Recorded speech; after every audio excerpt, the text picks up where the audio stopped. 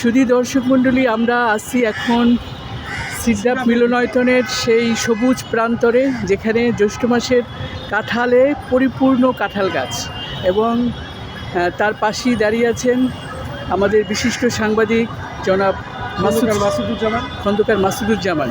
হ্যাঁ, তো মাসুদ ভাই খুব মানে কি বলবো, মানে আনন্দ সহকারে এই কাঁঠাল বৃক্ষের নিচে ছবি তুলছে এবং কাঁঠালের সাথে এবং কাঁঠালের গায়ে হাত দিয়ে।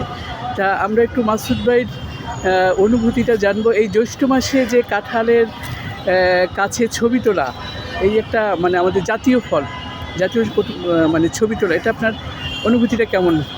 শুধু দর্শক, আমি খন্দকার মাসুদুজ্জামান, পেশায় আমি সাংবাদিকতা।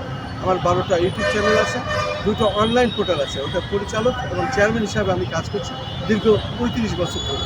পাশাপাশি আমি আমার দেশের প্রত্যেকটি ফল, শুধু কাঁঠাল নয়, আম, কাঁঠাল, জাম, পেয়ারা, যে ফলগুলো আমাদের দেশের মাটিতে তৈরি হয় এবং এই ফলগুলো খেলে ডাক্তাররাও বলেন যে ওষুধ খাওয়া কম লাগবে, আপনার শরীর সুস্থ থাকবে, ভালো থাকবে। কাঁঠালের উপরে আমি আজকে একটু কথা বলতে চাই। কাঁঠাল হলো আমাদের দেশের জাতীয় ফল।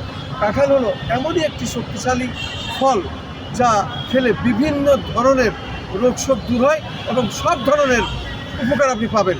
কাঁঠাল এত শক্তিশালী, পুষ্টিকর খাবার, যেটা ডাক্তাররা খেতে বলেন, এতই শক্তিশালী যে বেশি খেলে অনেকে হজম করতে পারে না।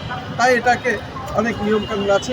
কাঁঠালের আঠিটাও খাওয়া যায়, কাঁচা কাঁঠালের ইঁচড় রান্না করে খাওয়া যায়, আবার পাকা কাঁঠালের রুয়া খাওয়া যায়, শ্বাস খাওয়া যায়। এই যে একটা বিষয়, কাঁঠাল আসলে জাতীয় ফল আমাদের। এই কারণে আমি বলবো, এখন কাঁঠালের সময়, আপনারা প্রত্যেকেই কাঁঠাল বেশি বেশি খাবেন।